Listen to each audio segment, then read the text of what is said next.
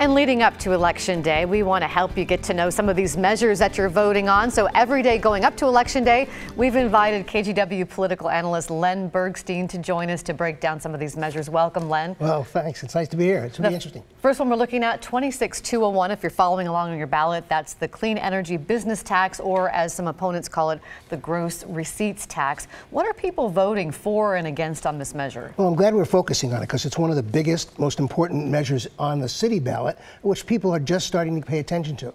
What you would be voting on is whether or not you want to establish about a $30 million annual pool that could be used by throughout Portland's communities, low-income neighborhoods, communities of color, to do energy efficiency projects and also build energy jobs by doing job training.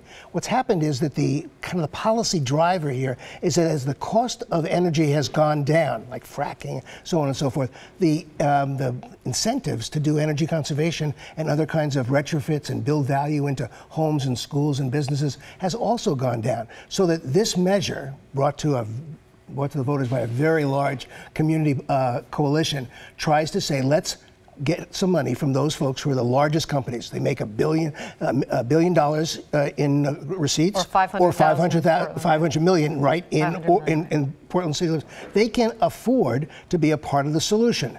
Of course, the businesses say, well, wait a minute, this is just another way to kind of get a gross receipts tax that is actually going to trickle down. It's going to be passed on to consumers in a way that's going to actually be detrimental to the very people you want to help. Well, this will raise about $30 million. Exactly. It's a 1% tax. So how is that money going to be distributed? That's a lot of money. How are they going to decide how it's going to be used? It's a lot of money, and it's important to have accountability. And so the proponents, the yes measures, have tried to put together a committee that's very much like the children's levy. We talked about it on a Straight Talk one day, and those citizens would be making decisions about it. People would apply to it, nonprofit organizations, people who wanted to build energy efficiency projects in their neighborhoods, communities of color, whatever. They would come forward with ideas, maybe job training programs and so on and so forth, and they would ask for funding, and then there would have to be accountability measures. So let's go back to the Portland Business Alliance. It's opposed to it, calling it a gross receipts tax. They say that this will add to the affordability crisis. Just briefly,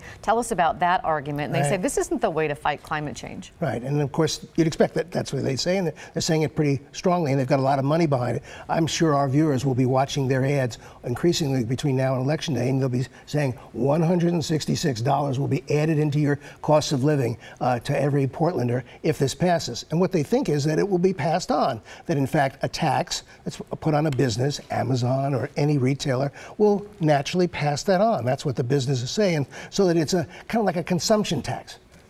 It's an argument that the yes side refutes. They said, wait a minute, you got this great big tax cut from the administration. You didn't pass on cuts in your costs, and that in fact the economy of large businesses, national businesses, doesn't really work that way. They don't pass on small costs on. It's a very difficult argument for people to sort through, but very important to understand. We're just about out of time, but I know you said this is a game changer. Can you briefly tell us why this is a game changer? For a couple of reasons. First of all, there's a huge coalition of people, never before on the yes side. I've never seen it in the 50 years I've been involved in Portland politics. It's kind of reminiscent of the neighborhood movements that sprung up in the 70s. And those movements helped us stop the Mount Hood Freeway, helped us build the McCall Park along the Willamette River. Once you empower neighbors and communities of color and the low-income communities, and they have some money and the force and the decision-making ability, it changes the way politics are done in Portland. It's very exciting to watch. Thank you, Len. And tomorrow we're going to take a look at Measure 26200. That's the campaign finance measure. Thanks for being here. We'll see you tomorrow. You bet.